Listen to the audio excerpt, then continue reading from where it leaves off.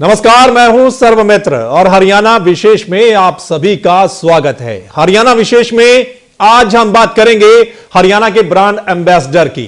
मतलब योग गुरु बाबा रामदेव अब हरियाणा के ब्रांड एम्बेसडर होंगे। खेल और स्वास्थ्य मंत्री विज साहब ने बाबा से मिलकर उनको तैयार कर लिया है कि बाबा अब योग के साथ साथ आयुर्वेद दवाइयों की आदत भी हरियाणा वासियों को डालेंगे। बाबा के ब्रांड एम्बेसडर बनने से पहले ही विपक्ष ने इस पर चुटकी ली और कहा कि बीजेपी सरकार योग नहीं बाबा को प्रमोट कर रही है। चर्चा हम इसी पर करेंगे कि बाबा के ब्रांड एम्बेसडर बनने के बाद प्रदेश में क्या बदलाव आएगा, योग और आयुर्वेद को कितना बढ़ावा मिलेगा। वर्ल्ड कैपिटल बने योग और आयुर्वेद का हरियाणा, मुझे लगता है ये सपना साकार होगा।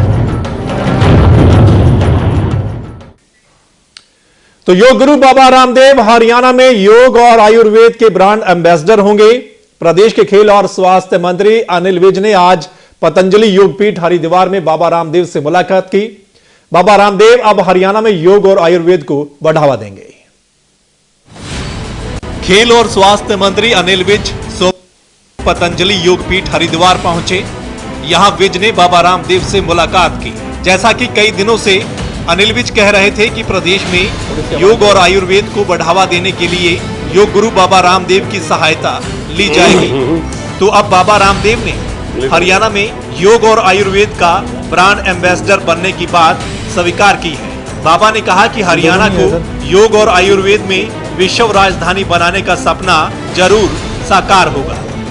अपना कर्तव्य निभाता है। तो आदरणीय विज जी और खट्टर साहब अपने राज धर्म के साथ अपना राष्ट्र धर्म योग धर्म भी निभा रहे हैं। एक प्रसन्नता की बात है। सब ऐसा करें तो और देश का भला होगा। जो आदरणीय अनिल विज जी का सपना है कि योग और आयुर्वेद के क्षेत्र में हरियाणा एक आइडियल स्टेट बने और वर्ल्ड कैपिटल बने योग और आयुर्वेद का हरियाणा, मुझे लगता है ये सपना साकार होगा। अब एम्बेसडर बनकर बाबा हरियाणा में कितना योग सिखा पाएंगे और अंग्रेजी दवा पर निर्भर लोगों को आयुर्वेद की दवा पर मोड़ पाएंगे, ये तो आने वाला समय ही बता पाएगा। अलबत्ता बाबा ने भी खुशी खुशी अपनी मातृभूमि हरियाणा को योगी बनाने की ठान ली है। ब्यूरो रिपोर्ट, एवं तहलका, हरियाणा। आज की मुलाकात पहले से ही तय थी, तो इसको लेकर विपक्ष ने पहले ही निशाना साधना शुरू कर दिया था। कांग्रेस के पूर्व प्रदेश अध्यक्ष फूलचंद मुलाना ने कहा कि हरियाणा सरकार योग को नहीं बल्कि बाबा रामदेव को प्रमोट कर रही है। आज के दिन तो योगा की बजाय रामदेव को प्रमोट किया जा रहा है, क्योंकि रामदेव ने सारी जगह जा जा करके बीजेपी का झंडा फहराया था और बीजेपी को प्रमोट किया था। तो बीजेपी की सरकार रामदेव को प्रमोट कर रही है, जड सिक्योरिटी दे रही है, कहीं और कुछ बना रही है। तो बाबा रामदेव जो कि योग गुरु हैं, पूरे विश्व में उन्होंने योग को पहुंचाया है। अब हरियाणा सरकार उनकी मदद लेगी। काफी समय से ये कहा जा रहा था अनिल विज साहब की ओर से कि हम योग को बढ़ावा देंगे। जब खेल नीति अनाउंस की गई तब भी कहा गया कि हम प्रदेश में योग को बढ़ावा देंगे और इसके लिए रामदेव से मिले हैं आज पतंजलि योगपीठ हरिद्वार में। बाबा ने भी खुशी खुशी स्वीकार कर लिया है जो ऑफर दिया गया वहां पर, और अब बाबा ब्रांड एम्बेसडर होंगे हरियाणा में योग और आयुर्वेद के। आगे कितना बढ़ावा मिलेगा, जो पीटीआई टीचर्स हैं उनको ट्रेनिंग देने का विचार किया जा रहा है वहां पर पतंजलि योगपीठ में। वहीं जो आशा वर्कर हैं, मतलब आशा वर्कर नहीं, माफ करना, जो आंगनवाड़ी वर्कर हैं उनकी ट्रेनिंग वहां पर होगी। साथ ही जो आयुर्वेद के डॉक्टर हैं उनका भी रिफ्रेशर कोर्स वहां पर करवाया जाएगा। और प्रदेश में एक बहुत बड़ा हर्बल पावर प्लांट भी लगाया जाएगा, ये कहना है विज साहब का। कुरुक्षेत्र में यूनिवर्सिटी है, बनाई जाएगी। जो आयुर्वेद का कॉलेज है उसको यूनिवर्सिटी में तब्दील किया जाएगा। ये कुछ बातें आज सामने आई हैं विज साहब की ओर से। इसी पर हम चर्चा करेंगे कि कितना बढ़ावा मिलेगा योग को और विपक्ष इसको किस तरीके से देखता है। और इस चर्चा में मेरे साथ शामिल हैं प्रवीण अत्री साहब जो कि इनेलो के प्रवक्ता हैं। मेरे साथ डॉक्टर सुरेंद्र धीमान जी मौजूद हैं, कार्यकारी संपादक एवं तहलका हरियाणा के। चलिए, सबसे पहले डॉक्टर साहब मैं आपके पास आना चाहूंगा। कुछ और मेहमान भी हमारे साथ जुड़ेंगे। कृष्ण मूर्ति हुड्डा जी भी हमारे साथ जुड़े हुए हैं रोहतक से। कुछ और मेहमान हमारे साथ जुड़ेंगे, बीजेपी के प्रवक्ता जुड़ेंगे, और साथ ही जो पतंजलि योग समिति है उनके राज्य प्रभारी हरियाणा के, वो भी हमारे साथ जुड़ेंगे। डॉक्टर साहब, सबसे पहले आपके पास आना चाहता हूं, ये जो फैसला लिया गया हरियाणा सरकार की ओर से, और खासकर बहुत दिलचस्पी अनिल विज ने दिखाई है इस मामले में कि ब्रांड एम्बेसडर बनाया जाए, योग को बढ़ावा देंगे हम, और स्वास्थ्य में भी उसमें अच्छा स्वास्थ्य होगा अगर योग लोग सीखते हैं तो। किस तरीके से देखते हैं? हालांकि विपक्ष ने अभी से ही आलोचना करनी शुरू कर दी है इसकी। देखो, आलोचना का कारण तो मौलाना साहब ने बता ही दिया है कि जो कोई व्यक्ति किसी पार्टी विशेष की मदद करता है किसी चुनाव में, और बाद में वो पार्टी उसको किसी तरीके से प्रमोट करती है, तो स्वाभाविक रूप से वो पार्टी उस दूसरी पार्टी पे आरोप लगाएगी। जहां तक योग का सवाल है, बाबा रामदेव और योग का संबंध वो सारे विश्व में सब लोग जानते हैं। उसमें किसी प्रकार की राजनीति नहीं हो सकती। ये अलग बात है कि वो योग से अलग हटके भी देश के जो मुद्दे हैं उन पे बाबा रामदेव बोलते रहते हैं। बिल्कुल। लेकिन आज की जो स्पेसिफिक मुलाकात है, वो ब्रांड एम्बेसडर बनाने की है। रामदेव जो है, बाबा रामदेव, वो हरियाणा से संबंधित है, उनका जन्म हरियाणा में हो रखा है। बिल्कुल। और वो हरियाणा के ब्रांड एम्बेसडर बने, ये उन्होंने सहमति जताई। लेकिन खुद योग के और आयुर्वेद के एम्बेसडर तो पूरे विश्व के हैं बाबा रामदेव। बिल्कुल। खुद वैसे ही खुद ब्रांड एम्बेसडर हैं वो। हरियाणा ने उनको अपना ब्रांड एम्बेसडर बनाने का मकसद सिर्फ इतना सा किया कि हरियाणा किसी तरीके से, जो मौजूदा सरकार है बीजेपी सरकार, वो स्कूलों में और स्कूलों से बाहर गांवों में जो स्कूल में नहीं जाते हैं उनके लिए किसी तरीके से लोग व्यायाम या योग करना शुरू कर दें। जी। सवाल ये है कि पहले भी वॉलंटरी तौर पे ये योगा का काम हो रहा था। बिल्कुल। अब भी ये वॉलंटरी तौर पे योगा का काम होगा। ओके। किसी को हम घर से बाहर निकाल कर और ये नहीं कहेंगे आप क्लासेज में ले आइए। बिल्कुल बिल्कुल बिल्कुल। लेकिन मैं कुछ तथ्य जरूर बताना चाहूंगा। हाँ, बिल्कुल। जो इस सारे कवायद में इंपॉर्टेंट है। हाँ। क्योंकि स्कूलों में व्यायाम और योगा ये कंपलसरी करने जा रही है सरकार, जो नया सत्र होगा उससे। बिल्कुल। और शिक्षा में योगा का पाठ्यक्रम में शामिल कर दिया जाएगा, सब्जेक्ट मतलब एक चैप्टर जो है योगा के बारे में किया जाएगा। जैसे खेल नीति वाले दिन भी कहा गया था, जिस दिन खेल नीति जारी हुई थी 12 तारीख को, और आज फिर अनिल विज साहब ने वहां पर बाबा रामदेव को कहा जी। उसमें दो बातें बड़ी साफ उभर के आई हैं। उसमें कहा कि एक तो जो स्कूल हैं उसमें गांव है, उसमें व्यायामशाला बनाई जाएगी, वो खेल नीति का पार्ट है। सब लोग व्यायाम करें और 5 खेलों को वहां पर जो क्षेत्रीय खेल है उनको वहां पर बढ़ावा दिया जाएगा, ये तो खेल नीति का पार्ट है। हाँ। लेकिन योगा हो स्कूल में भी। स्कूल में आज की डेट में जो हमारे पास जो प्राइमरी स्कूल हैं, पहली से 5वीं क्लास तक के, वो करीब 9000 स्कूल हैं। इन 9000 स्कूलों का मतलब है उनमें कोई पीटीआई टीचर नहीं है। हाँ। वहां पर जेबीटी टीचर होते हैं। बिल्कुल। उनको पढ़ाना भी है। हाँ। उनकी प्रेयर भी करानी है, उनका शारीरिक जो व्यायाम कराना वो भी उनके जिम्मे है। बिल्कुल। पीटीआई टीचर स्टार्ट होते हैं 6वीं से 8वीं तक के या 10वीं तक की क्लासेस के जी। और 11वीं 12वीं में जो है वो डीपीई होते हैं। हाँ। हरियाणा में जो इस वक्त मिडिल स्कूल हैं 6वीं से 8वीं तक के, वो 2400 स्कूल हैं। हाँ। जो खाली मिडिल तक हैं। हाँ। और फिर जो मैट्रिक तक के हैं वो 1400 हैं, वो इनसे अलग है, मतलब उसमें 10वीं और 8वीं दोनों होगी हैं जी। और जो सीनियर सेकेंडरी है वो 1700 स्कूल हैं। इनमें 3500 पीटीआई हैं इस वक्त हमारे पास, और 1500 पीटीआई टीचर्स हैं ही नहीं। ओके। और 1000 डीपीई हैं, जिसमें करीब 500 डीपी और चाहिए। ओके। 1500 टीचर्स की कमी है। और जो डीपीई और या पीटीआई को जो एक काम दे रखा है वो 20 मिनट में सारा कुछ कराना स्कूल में। अच्छा। जिसमें 2 मिनट में हाजिरी भी लगानी है सुबह। हाँ। फिर 5 मिनट में उनको प्रार्थना करनी है, प्रेयर करनी है अपनी, जो भी उनकी प्रेयर है। 1 मिनट में वो आज का विचार बताएंगे। 2 मिनट में उस दिन के जो मुख्य समाचार होते हैं वो आज बताए जाते हैं वहां पर। अच्छा। और 2 मिनट में बच्चे आपस में सामूहिक चर्चा करनी है। अच्छा। जो कागजों में लिखा हुआ है। और 7 मिनट शारीरिक व्यायाम के हैं, जिसमें पीटीआई भी कह सकते हैं, डंबल या कोई योगा कुछ भी कर सकते हैं उसमें। और 1 मिनट में राष्ट्रगान। अच्छा। तो ये टोटल 20 मिनट में उनको बच्चों को सब कुछ करके और फिर अपने क्लासेज में जाना है। ओके। और जहां तक खेल की बात है, फिर एक पीरियड स्कूल में खेल के लिए दे रखा है कि उस टाइम वो खाली रहेंगे और प्ले ग्राउंड में जाएंगे। सवाल यह है कि अभी व्यायाम या योगा कराने के लिए जो बाबा रामदेव का जो मिनिमम पीरियड है, हाँ, वो 30 मिनट का कैप्सूल है। बिल्कुल। 15 से 30 मिनट। बिल्कुल। इतने ये पीटीआई टीचर्स जो योग्यता पूरी करने के बाद रखे जाते हैं, अब इनको भी योगा की ट्रेनिंग दिलाई जाएगी। बिल्कुल। तो कैसे हरिद्वार में योगा की ट्रेनिंग होगी? 3500 स्कूलों, 3500 जो टीचर्स हैं हमारे, बीपी भी जाएंगे। 550 आयुर्वेदिक डॉक्टर्स हैं, उनका भी रिफ्रेशर कोर्स किया जाएगा। हमारे पास आयुर्वेदा को बढ़ावा देने के लिए जो इन्होंने ब्रांड एम्बेसडर बनाया है, देश में एलोपैथी जो मतलब अंग्रेजी दवाएं हैं, अरबों रुपए का व्यापार है। दूसरी तरफ बाबा रामदेव अपने योग भी कराते हैं और अपने उत्पाद भी बेचते हैं, जो 2000 करोड़ के आसपास उनका पतंजलि योगपीठ का कारोबार पहुंच गया है। बिल्कुल। तो इससे दोनों काम होंगे, योगा भी होगा और उनका उत्पाद भी बिकेगा। जी बिल्कुल।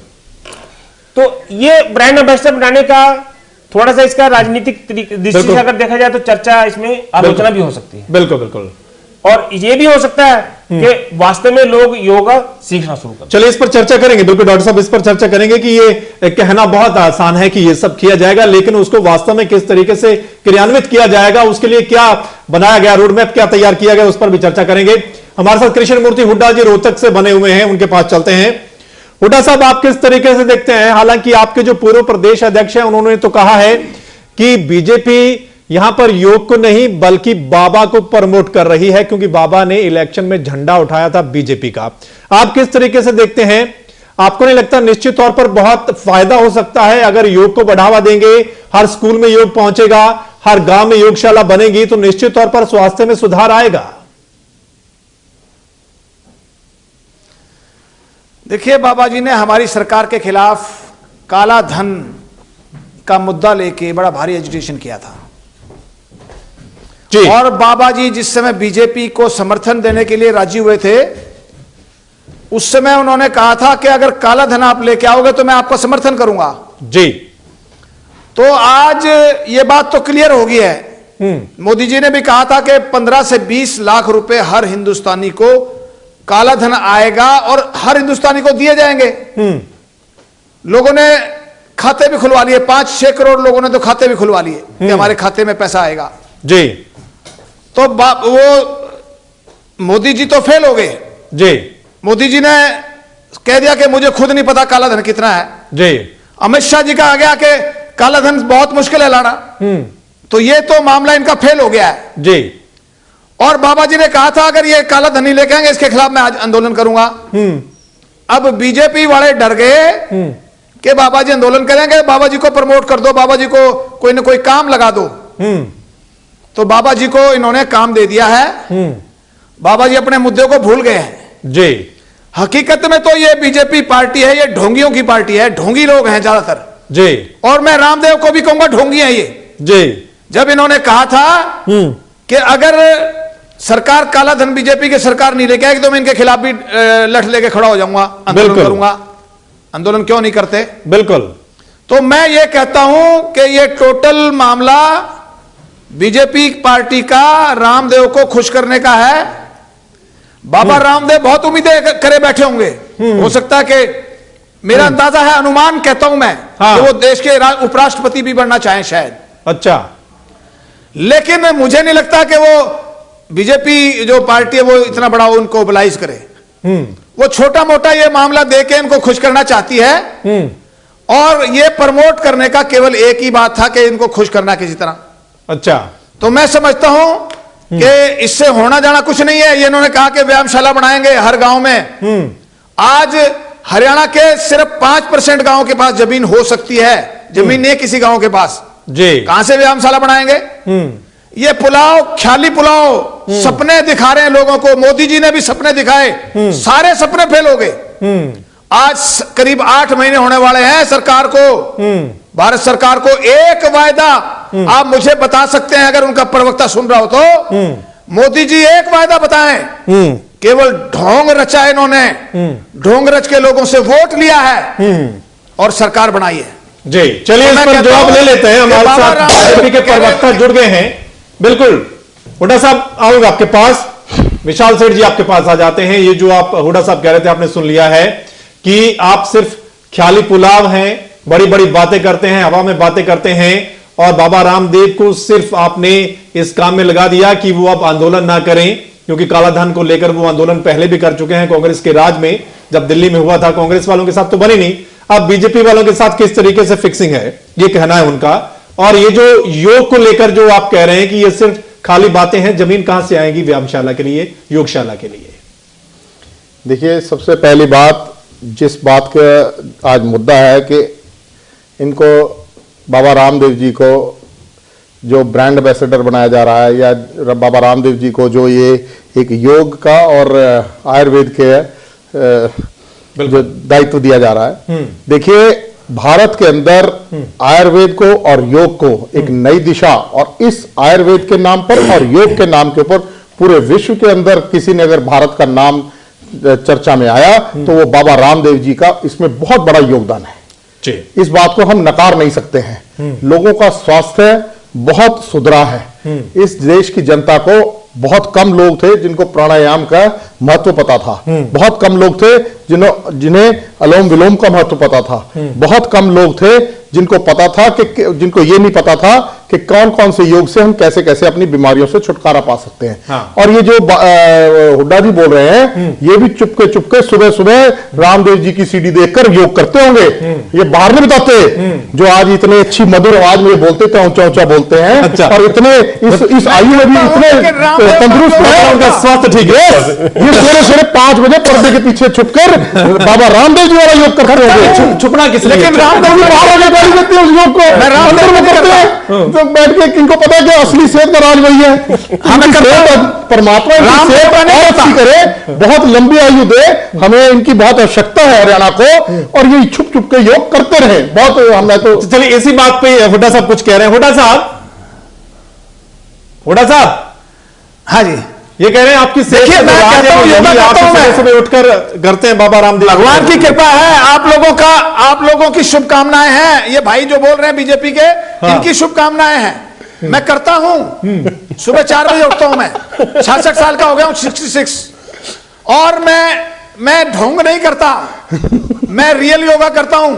आज किसी गांव में जमीन नहीं है योगशाला के लिए, बिल्कुल व्यायामशाला के लिए किसी गांव में। मेरे पास डाटा है पूरे जी। आज हरियाणा के अंदर जो 6000 गांव हैं, 100 गांव के पास भी जमीन नहीं मिलेगी आपको 2 एकड़। चलिए इसी बात पर जवाब अभी लेना है विशाल सेठ जी। जमीन नहीं है, व्यायामशाला योगशाला कहां से खोलेंगे जो आज कहा जा रहा है?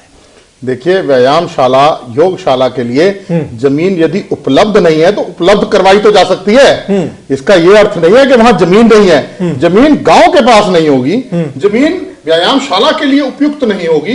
जमीन को उस प्रकार का जमीन की व्यवस्था की जा सकती है, वहां पर किसी से ली जा सकती है। वहां पर कोई शामला जमीन पंचायत के पास होगी। वो कह रहे हैं कि जमीन है नहीं। क्यों नहीं होगी? किस गांव के अंदर? वो कह रहे हैं कि 100 गांवों के पास जमीन है, बाकी गांवों के पास जमीन। यहाँ पर देखिए, मैं आज वो आंकड़े लेकर नहीं आया हूँ, अगली वार्तालाप में आंकड़े भी ले आऊंगा। ऐसी कोई भयंकर बात नहीं है। एक गांव के पास नहीं होगी, उसके पड़ोस वाले गांव के पास होगी। कोई छोटा गांव ऐसा नहीं है क्योंकि 100 घर वाले गांव के को भी एक व्यायामशाला चाहिए होगी। एक मतलब रीजनेबल साइज ऑफ पॉपुलेशन हो कहीं पर, वहां पर एक व्यायामशाला बने। कोई पंचायत स्तर के ऊपर बनेगी, जहां पर पंचायत होगी जिस स्तर पे, वहां पर क्यों जमीन नहीं होगी? बिल्कुल जमीन है वहां पर। ओके, चलिए इस पर भी चर्चा करेंगे। प्रवीण अत्री साहब आपके पास आ जाते हैं। अत्री साहब, आप किस तरीके से देखते हैं? योग को बढ़ावा देना अच्छी बात है, अगर योग सिखाया जाता है हर गांव में, और आयुर्वेद का भी अगर और विस्तार होता है तो यह भी अच्छी बात है। क्या लगता है, जिस तरीके से कांग्रेस कह रही है कि आप भी वही कहेंगे कि बाबा को प्रमोट कर रहे हैं, या फिर निश्चित तौर पर एक अच्छा कदम प्रदेश सरकार की ओर से उठाया गया? देखिए सर्वमित्र जी, पहली चीज ये कि बाबा रामदेव का योग के प्रमोशन में बहुत योगदान है। इससे कोई किसी को मेरे ख्याल से दो राय नहीं होनी चाहिए, किसी को किस तरह का शक शुबा नहीं होना चाहिए। उन्होंने योग के क्षेत्र में काफी अच्छा काम किया है, देश में विदेश में योग की पहचान बनाई है जी। लेकिन इस सबसे हटके जो चीज सोचनीय है और विचार करने वाली है, सबसे बड़ा डर तो भारतीय जनता पार्टी सरकार के अभी तक के जो निर्णय है, अभी तक के जो डिसीजंस हैं, या अभी तक की जो कार्यप्रणाली है, उसको अगर हम देखें तो एक बहुत बड़ा शक उठता है। कहीं जो ये आज सोच रहे हैं इसका हाल भी वही ना हो जो स्वच्छता अभियान का हुआ है। कहीं ऐसा ना हो कि केवल फोटो में जैसे स्वच्छता अभियान में था, खुद ही कूड़ा गिराया और झाड़ू मारी और फोटो खींच ली, दिल्ली के प्रधान ने जैसे किया था। बहुत एग्जांपल से ऐसा, और वो कहीं फोटो खिंचवाने तक सीमित ना हो जाए। एक तो इस बात का बहुत डर है। ठीक है। दूसरी चीज साहब, सबसे बड़ी जरूरत, आप जहां तक स्कूल में योगा सिखाने की बात है, मैं एक चीज बता देता हूं कि योगा फोर्सफुली तो सिखाया नहीं जा सकता। जैसे डॉक्टर साहब भी कह रहे थे, हाँ। ये एक विल होती है। हाँ। आदमी अपने आप को स्वस्थ रखना चाहता है तो उसकी विल है। दूसरी चीज, स्कूलों में जो स्कूल मैनेजमेंट होती है उसका बहुत बड़ा रोल होता है। मैं जिस स्कूल से मैं पढ़ के आया हूँ, हमारे स्कूल में प्रेयर टाइम पे सूर्य नमस्कार ये आसन करवाया जाता था। हमारे स्कूल में उस वक्त करवाया जाता था ये योग।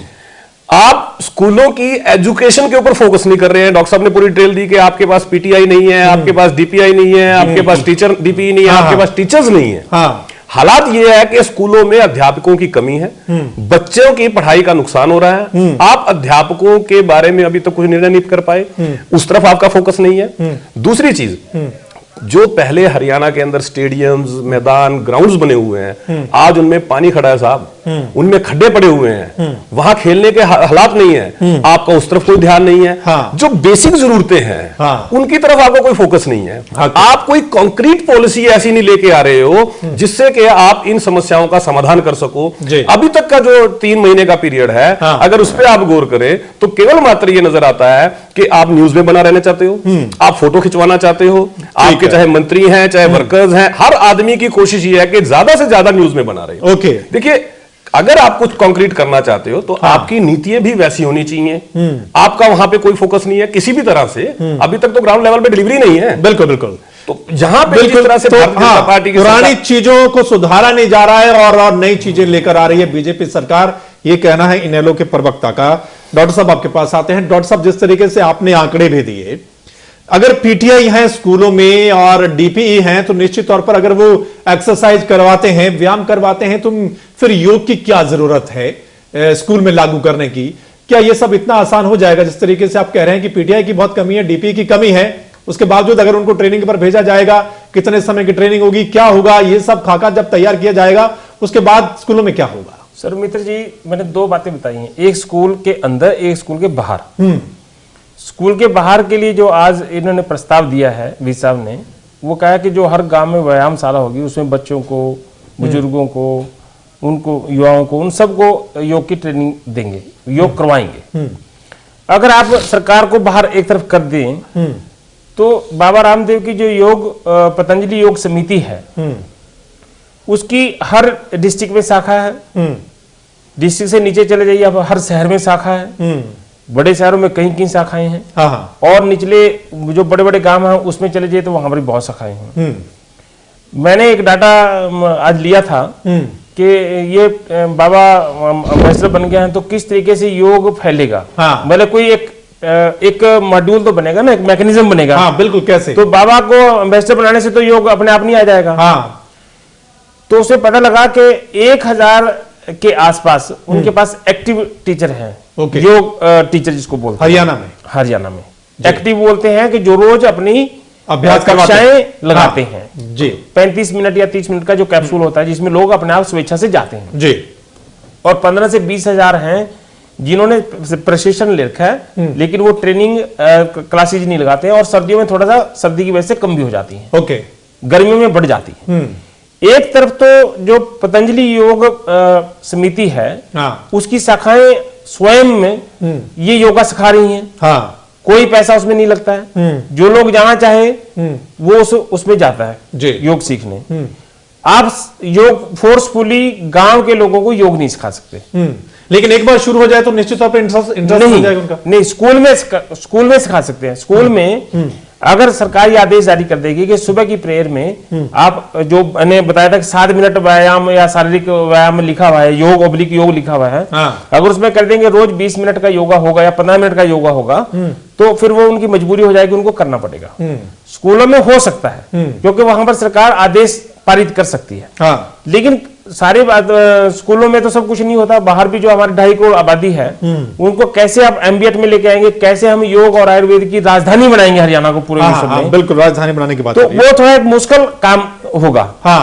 तीसरा, जो ट्रेनिंग दिलाने का काम है, ये सरकारी सिस्टम में इतना फंस जाएगा, उनको टीएडीए में वहां टीचर्स को देना पड़ेगा, वहां पर जाएंगे आएंगे, रुकने का काम पड़ेगा, ये सारे का सारा जो वहां पर ऑलरेडी योग शिक्षक तैयार किए जा रहे हैं पतंजलि योग पीठ में, हरिद्वार में, उनका वो काम पे भी असर पड़ सकता है। मतलब अभी जैसे बता रहे हैं, ये तो बनेगा अभी। प्रैक्टिकल बात अलग है, बिल्कुल प्रैक्टिकल बात अलग है, बिल्कुल। ये तो अभी पता, 2 बातें ये जरूर आज हुई हैं कि एक तो वर्ल्ड लेवल का हर्बल फॉरेस्ट बनाया जाएगा हरियाणा में, हाँ। जिसे 25,000 औषधि पौधे जो हैं वो लगाए जाएंगे, जड़ी बूटियों का जंगल होगा। एक तो ये बात हुई है, ये कब होगा कब नहीं होगा वो बाद का पता लगेगा। दूसरा, पंचकुला में बनेगा आयुर्वेद का और योगा का एक बहुत बड़ा सेंटर बनेगा, बिल्कुल, जिसमें मरीजों का इलाज होगा। हाँ। तीसरा एक और काम जो आज उन्होंने घोषणा किया कि कुरुक्षेत्र में जो आयुर्वेदा का कॉलेज चल रहा है, हाँ। उसको यूनिवर्सिटी बनाया जाएगा। अभी तक हरियाणा में आयुर्वेदा की यूनिवर्सिटी नहीं है। ये बातें तो सरकारी तौर पे फैसले में आ सकती हैं, बना सकते हैं, सरकार को अधिकार है। हाँ। ये सारी यूनिवर्सिटी बनाने का और ये पंचकर्मा और ये वो करने का। पंचकर्मा भी एक पद्धति है अलग से योगा की। बिल्कुल। मुख्य बात तो ये है कि ब्रांड एम्बेसडर बनाने से क्या हरियाणा के 2.5 करोड़ लोग योग करना शुरू कर देंगे? नंबर 1। नंबर 2, जैसे हुड्डा साहब बिना बाबा रामदेव के प्रयासरत के ही खुद योगा करते हैं, तो उसमें ब्रांड एम्बेसडर बनने के बाद क्या ये योगा छोड़ देंगे? योगा तब भी करते रहेंगे। तो ये थोड़ा सा कंट्राडिक्ट सी बात है। बिल्कुल। चलिए, इसमें क्या बदलाव आएगा इस पर भी चर्चा करेंगे, और ये जो बातें बड़ी बड़ी आज कही गई हैं वो उसको किस तरीके से अमल में लाया जाएगा। जो हजारों एकड़ में हर्बल पार्क बनाया जाएगा, और ये पहला पार्क होगा दुनिया में, ऐसा पहला पार्क होगा जो आज कहा गया है। हुड्डा साहब आपके पास आते हैं। हुड्डा साहब, आप किस तरीके से देखते हैं कि निश्चित तौर पर अगर हर गांव में व्यायामशाला पहुंच जाएगी तो अच्छा होगा, लेकिन ये जो ट्रेनिंग देने की बात हो रही है, आयुर्वेदिक जो टीचर हैं, जो डॉक्टर हैं, या जो आंगनबाड़ी की वर्कर हैं, पीटीआई टीचर हैं, या हजारों एकड़ में हर्बल पार्क बनाया जाएगा, एक चिकित्सा संस्थान बनाया जाएगा पंचकुला में, विश्वविद्यालय बनाया जाएगा कुरुक्षेत्र में, ये जो बड़ी बड़ी बातें ये धीरे धीरे आने वाले समय में भी हो सकती थी, लेकिन शुरुआत में कह देना, ये आगे कब तक पूरा कर पाएगी सरकार, क्या लगता है आपको?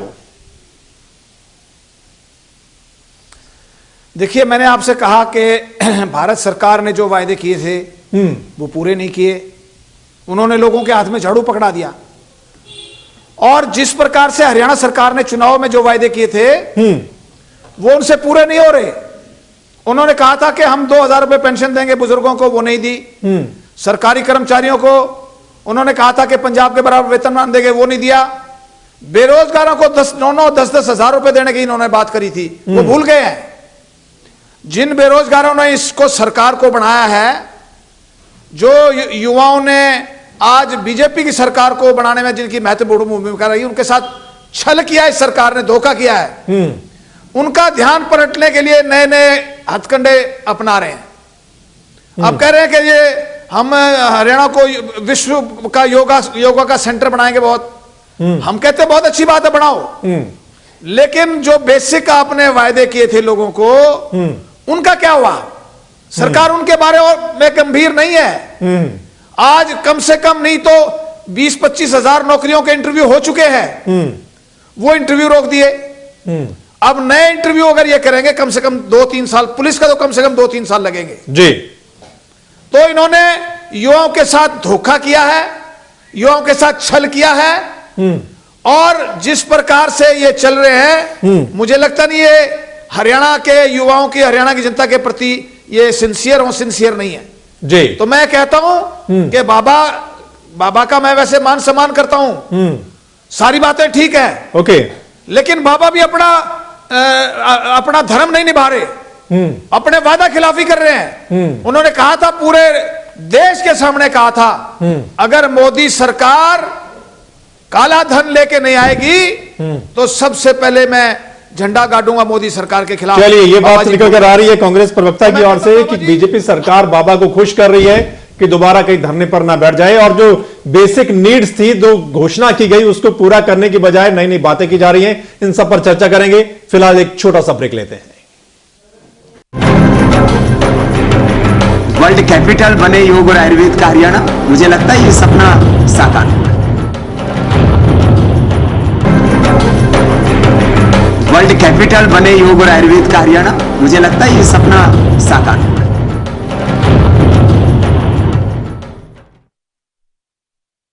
के बाद आप सभी का स्वागत है दोस्तों। चर्चा हमारी जारी है। हरियाणा का ब्रांड एम्बेसडर बनाया गया है योग गुरु बाबा रामदेव को। योग को बढ़ावा देने के लिए, आयुर्वेद को बढ़ावा देने के लिए हर गांव में व्यायामशाला, योगशाला खोली जाएगी। चलिए, हमारे साथ मेहमान जुड़ गए हैं।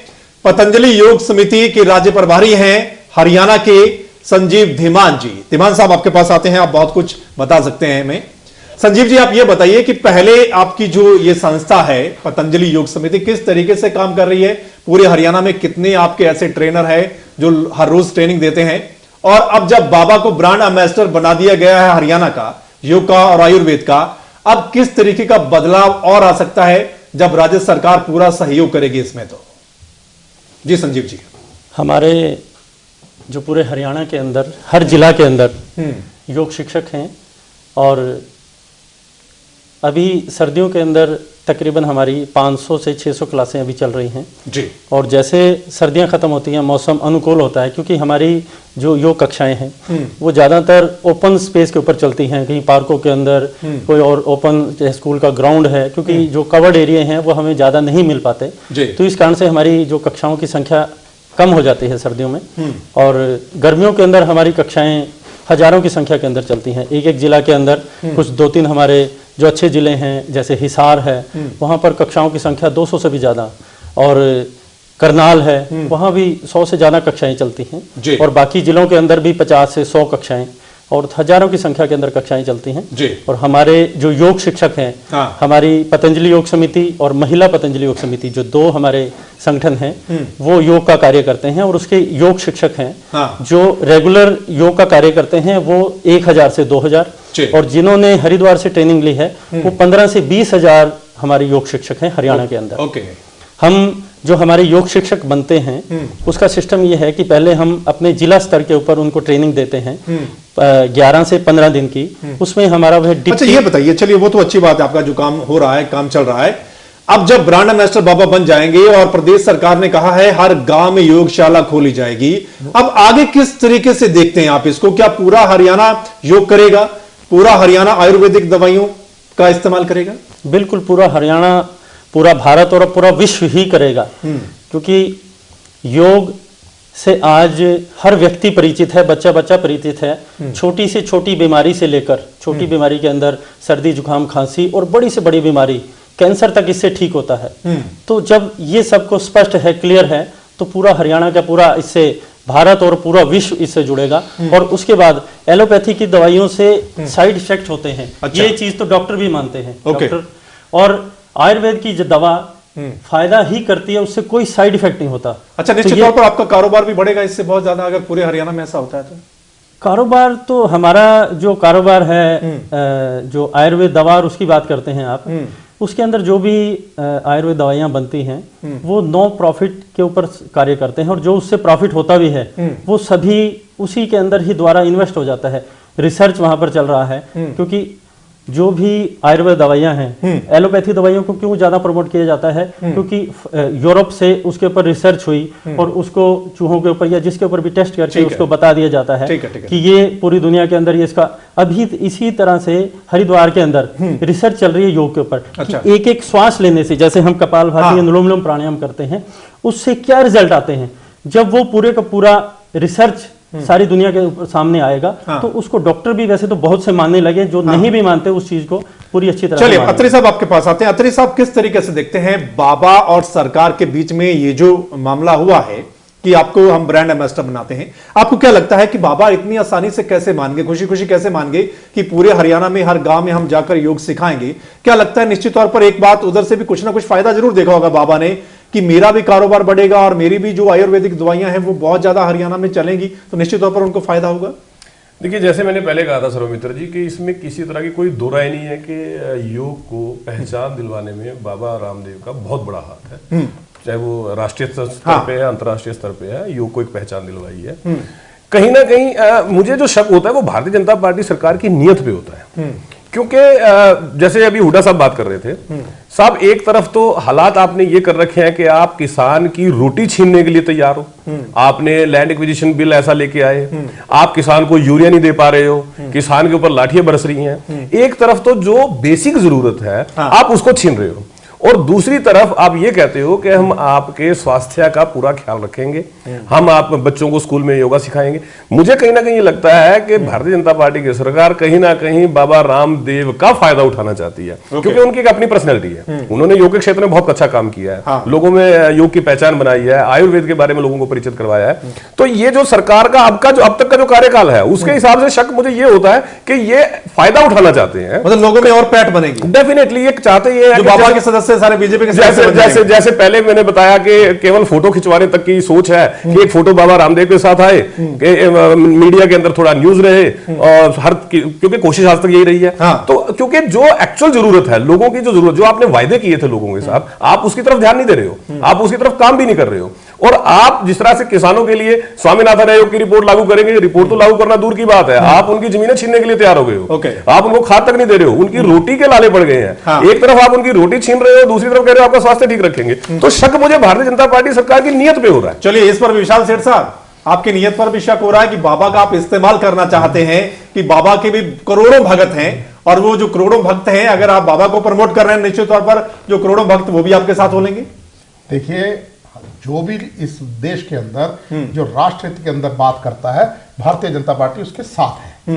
बाबा रामदेव भी एक निश्चित रूप से एक राष्ट्रभक्त व्यक्तित्व के मालिक हैं। तो अगर भारतीय जनता पार्टी ऐसे व्यक्ति को जो निस्वार्थ के साथ इस देश का स्वस्थ बनाने के दिशा में कोई कदम उठाता है, यदि उसका पार्टी सहयोग करती है, यदि उसका सरकार सहयोग करती है, तो मुझे समझ नहीं आता कि इनेलो और कांग्रेस वालों को क्या समस्या है। एक सेकंड, अब बोलने दो जी, मैं बोलता नहीं जब मैं बोलते हो।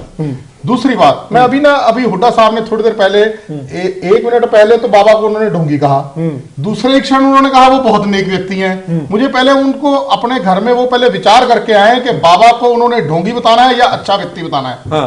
तीसरी बात, जो आप कह रहे हो कि इनको व्यापार में लाभ होगा, इनको इसमें लाभ होगा, देखिए ये बड़ी स्पष्ट बात है कि बाबा रामदेव अपना जो ये एक मिशन चला रहे हैं, उसके अंदर उनका कोई निजी स्वार्थ या कोई लाभ के उससे नहीं है। जो वो दवाइयां बना रहे हैं बहुत लो कॉस्ट में है, जो योग सिखा रहे हैं, जो पूरे हरियाणा के अंदर वो योग सिखाते हैं उनके लोग, वो कोई दवाइयां नहीं बेचते सुबह के, उनमें कोई पैसा नहीं लिया जाता। तीसरी बात, यदि उसमें से जो भी एक सिस्टम को चला रहे हैं ना, वो सिस्टम के अंदर दवाओं से कुछ हिस्सा उन्होंने शोध के लिए रखा हुआ है, उससे वो शोध करते हैं, जिससे बाबा जी की दवाइयां सस्ती तो नहीं है। सस्ती हैं, बहुत सस्ती हैं। आप जाके देखिए हैं, आप कोई डायबिटीज की दवाई लेके आओ बाजार में जाके, तो बाजार में आपको डायबिटीज की दवाई मिलेगी 7 रुपए की गोली, तो इनकी मधुनाशिनी मिलेगी 100 रुपए की। अच्छा। आप बीपी की दवाई लेके आओ मुक्तावटी, बाजार में बीपी की गोली आपको कितने की मिलेगी? आपको तो नाम भी पता है। मतलब आप पहले से तैयारी करके बैठे हैं। मैं तैयारी करके नहीं बैठे। बिल्कुल पूरी उसकी लिस्ट है। डाबर और जो दूसरी कंपनियां हैं उससे कंपेयर करके उससे कुछ दवाइयां 10 से 100 और 1000 गुना तक सस्ती। कोई चीज अगर हमारी 20 रुपए की है तो डाबर की वो पहले 500-800 रुपए की रही है। अच्छा। अब उन्होंने शायद उसमें कुछ देकर एलोवेरा जो जूस है हमारा 160 रुपए का आता है बाजार के अंदर दूसरी कंपनियों का, लेकिन हर जगह तो अवेलेबल नहीं है ना। ये आपका कोई एक केंद्र होगा किसी एक शहर में या किसी एक... अब केंद्र खुलते जा रहे हैं। हमारे पतंजलि चिकित्सालय हैं, स्वदेशी केंद्र हैं, ओपन मार्केट के अंदर भी सामान आ चुका है। हाँ, ओपन मार्केट में या तो सामान आए ना। देखिए, मैं एक बात जरूर कहना चाहूंगा, विशाल जी ने शायद मेरी बात अच्छी तरह ध्यान से नहीं सुनी। भाई जी, ये बात तो मैं भी कह रहा हूं कि बाबा रामदेव का बहुत बड़ा हाथ है योग को पहचान दिलवाने में। मैं ये भी कह रहा हूं कि राष्ट्रभक्त है, इसमें कोई दो राय नहीं है। भारत के सम्मान को बढ़ाने में भी उनका योगदान है। मैं तो भारतीय जनता पार्टी की नीयत पे शक कर रहा हूं साहब, क्योंकि साहब जो अभी तक आपने किया, जो आपने वायदे किए थे, वो आज तक आपने पूरे नहीं किए। आप 7 महीने से केंद्र में हैं, वहां आपने झूठ के गुब्बारे फैलाए, वही आप हरियाणा में आपने किया। मुझे शक आपकी नीयत पे है।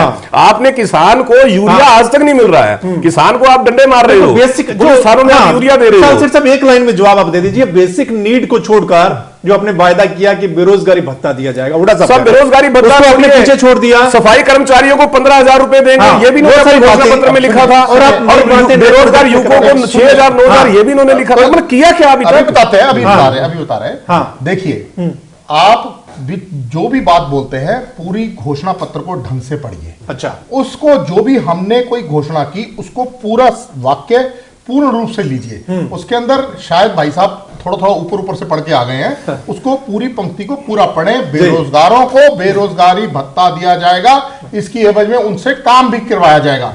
सुनिए, उसके लिए 2.5 महीने में जमीन तैयार नहीं होती है। उसके लिए तैयारियां हो रही हैं कि किस दिशा में जो हमने कुछ काम करवाने हैं उनसे क्या काम लेना है। उनको काम देंगे, उनको पैसे भी देंगे। दूसरी बात, इन्होंने कहा कि किसान का आज मर रहा है। ये भारतीय जनता पार्टी पहली सरकार है जिसके अंदर हमारे कृषि मंत्री श्री ओपी धनखड़ जी कि अपनी कृषि को किस प्रकार से लाभप्रद बनाया जाए। कल उन्होंने एक बहुत बड़ी इसके बारे में एक चिंतन बैठक की है। खाली बातें करने से कुछ तो आप बहुत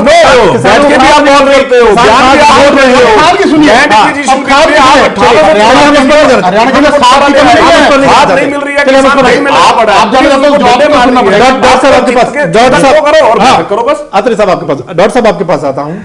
हजारों एकड़ में हर्बल पार्क बनाया जाएगा, उसमें सब जड़ी बूटियां। क्या काम इतना आसान लग रहा है क्या? जो जंगल की जमीन है उसमें हर्बल पार्क बनाया जाएगा, उसमें जड़ी बूटियां उगाई जाएंगी, कितने साल लगेंगे? नहीं, हर्बल जो वर्ल्ड लेवल का जो हर्बल फॉरेस्ट है, हाँ फॉरेस्ट, उसको जो ये जंगल है, अगर मैं आपको याद कराऊं, क्योंकि मैंने उसको बहुत पहले से कवर करना शुरू कर दिया था, 2000 के आसपास जो आईएनएलडी की सरकार थी, तब एक सोच की गई थी कि मोरनी का जो इलाका है, क्योंकि पहाड़ी है और इसमें जंगल है, इसमें बहुत जड़ी बूटियां हैं, बहुत सारे लोग इसको जानते हैं, बहुत कम लोगों को यहाँ की जड़ी बूटियों के बारे में जानकारी है, जो रिसर्चर हैं वही जानते हैं, और बहुत सारी जड़ी बूटियां हैं। तो यहाँ पर वन विभाग ने हर्बल फॉरेस्ट के तौर पे काम शुरू किया था जी। बहुत पौधे भी लगाए थे, और वो आज की डेट में बहुत बड़ा जंगल वहां पर बना हुआ है।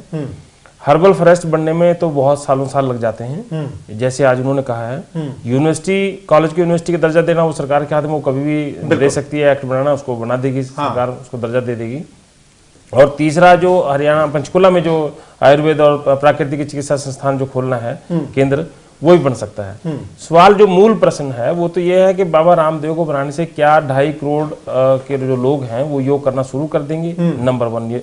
नंबर 2, अगर उनको ब्रांड एम्बेसडर अभी तक नहीं बनाया था तो क्या हरियाणा के लोग योग नहीं कर रहे थे? नंबर 3, इन दोनों बातों को मिलाने के बावजूद कि हरियाणा सरकार योगा को, आयुर्वेद को बहुत बढ़ावा देगी। बढ़ावा तो जब मिलेगा, 2 प्रकार के उत्पाद बेचते हैं पतंजलि योग जो ट्रस्ट है समिति। एक तो जो डे टू डे जो हम घर पे यूज करते हैं, वो भी उत्पाद बेचते हैं, वो दवाई नहीं है, यूज करते हैं। लेकिन वो क्योंकि उसका मार्केटिंग इतना अच्छा है, लोग मानते हैं, तभी लेकर आते हैं। वो किसी को नहीं कहते हमारा उत्पाद लेके जाओ, लोगों को पसंद आता तो ले जाते हैं। और उसी वजह से जो आप परसों का जो 3 दिन पहले का अखबार अगर आप देखेंगे तो पूरे 2-2 पेज का विज्ञापन छपा था। वो अलग है, मैं उस विषय पे नहीं जाना चाहता, क्योंकि एक प्राइवेट कंपनी को उसका दिया, मार्केटिंग है उसका, मार्केटिंग करना उन्होंने। ये जरूर है कि कागजों में लिखना बहुत अच्छा है, अच्छा लगता है सभी को। प्रैक्टिकल जब धरातल पे काम होगा तो वास्तव में पता लगेगा क्या 5 साल के बाद जब हम देखेंगे, जब जनता के बीच में जाएगी बीजेपी बिल्कुल दोबारे, तो क्या 2.5 करोड़ लोग योग कर रहे होंगे? क्योंकि ये किसी दबाव से नहीं कराया जा सकता। बिल्कुल। केवल स्कूलों में आप आदेश पारित कर सकते हैं, कानून बना सकते हैं, तब वहां हो सकता है, गांव में ही बनाया जा सकता है। दूसरा, जो एक इंपॉर्टेंट बात हुड्डा साहब ने उठाई थी, 2 एकड़ गांव में जमीन नहीं है, वो एक वैलिड प्रश्न है। और उसमें जो खेल नीति लिखी गई है, जो जारी की गई है, उसमें लिखा कि जहां पर 2 एकड़ जमीन होगी वहां पर व्यायामशाला खोली जाएगी। जो हुड्डा साहब के टाइम में मुफ्त प्लाट दिए थे 100 गज के, वो भी सारे गांव में नहीं दे पाए क्योंकि जमीन नहीं थी। जमीन नहीं है। 3,84,000 प्लाट कागजों में दिए गए हैं। पंचायती कईयों का कब्जा भी नहीं मिल पाया। बिल्कुल। तो ये 2 एकड़ का व्यायामशाला, तो मुल्ला, ये भी मुझे एक थोड़ा सा प्रश्न चिन्ह इस पे लगता है।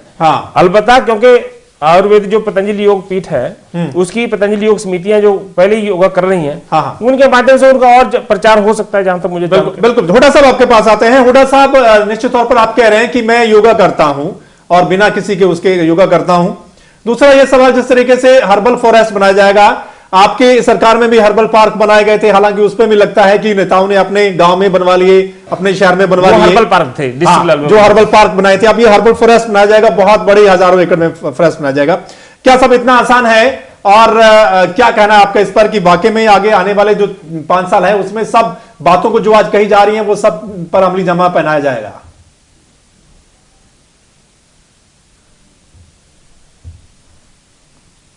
पार्टी ने चुनाव के दौरान वोट लेने के लिए लोगों के सामने झूठे वायदे किए थे, ये भी झूठे वायदे कर रहे हैं। एक ही मुकदमा है। जिस प्रकार से किसानों ने को कहा था कि हम स्वामीनाथन की कमीशन की रिपोर्ट लागू कर देंगे, हाँ, इनके केंद्रीय कृषि राज्य मंत्री रोहतक में आए थे आज से करीब 6 महीने पहले, और वायदा करके गए थे लोगों को कि 1 महीने के अंदर स्वामीनाथन किसान आयोग की रिपोर्ट लागू कर देंगे, वो भी नहीं की। फिर इन्होंने कहा था कि किसानों को हम जो उनका लागत लगाया उसका 50% प्रॉफिट देंगे, वो भी भूल गए। फिर इन्होंने कहा था कि हम किसानों को अच्छे भाव देंगे, धान में किसान को पिटवा दिया, कपास में किसान को पिटवा दिया। ठीक है, ठीक है। और अब यूरिया में सुबह से शाम तक लाइन लगती है, 5-5 हजार लोग लाइन में लग जाते हैं, 250 कट्टे आते हैं, 4750 लोग खाली चले जाते हैं बगैर उसके लिए। फिर वो प्रदर्शन करते हैं तो उनको पीटती है पुलिस। जी जी। तो जो सरकार अपने लोगों को पीटे वो कहां की सरकार है? क्या वायदे पूरे करेंगे? तो मैंने मुझे कहा था इन्होंने कि मैंने ढोंगी कहा है, भारतीय जनता पार्टी के लोगों को कहा ढोंगी हैं, अब भी कह रहा हूं ढोंगी हैं। और बाबा रामदेव अगर इनको समर्थन करते हैं तो बाबा भी जी ढोंगी हैं। ओके ओके, मैं ये कह रहा हूं मैं आपको। चलिए संजीव जी, मैं ये तो कह रहा हूं कि बाबा आदमी तो भला है। कितना आसान है हर गांव तक, हर आदमी तक योग को पहुंचाना और उनको यह समझाना कि आयुर्वेद की दवाई आपके लिए सही है। ये कितना आसान है, और क्या ये जो बातें आज कही जा रही हैं क्या इतनी आसान है कि सब कुछ बहुत जल्द हरियाणा में हो सकता है? बिल्कुल बहुत आसान है, क्योंकि ये आज से 5 साल पहले हो चुका है। हमारी हर गांव के अंदर समिति बनी हुई है। 4 जून को रामलीला मैदान के अंदर जो कांड हुआ, उससे बहुत से योग शिक्षक और योग टीचर वो पीछे हटे सरकार के डर के कारण।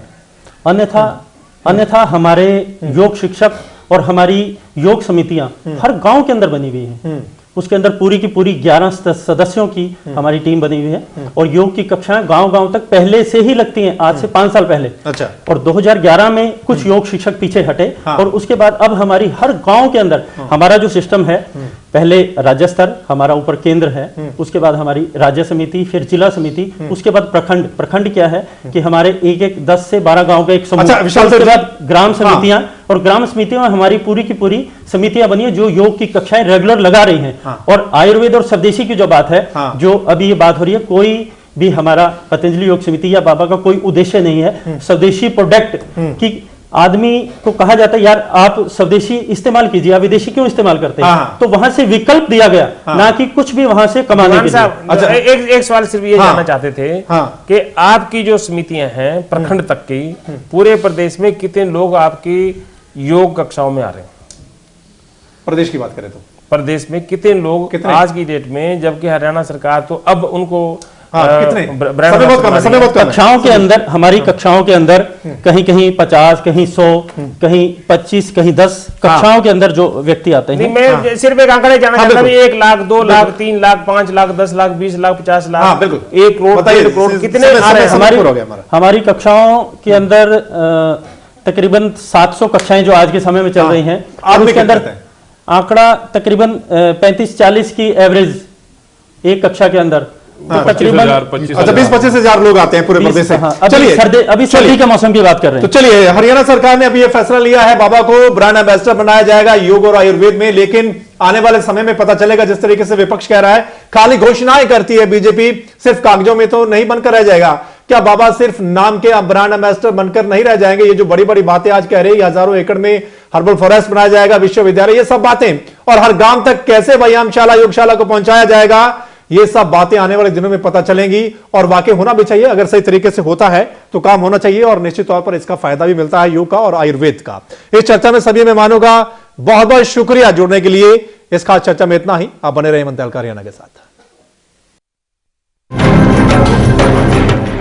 वर्ल्ड कैपिटल बने योग और आयुर्वेद का हरियाणा, मुझे लगता है ये सपना साकार होगा।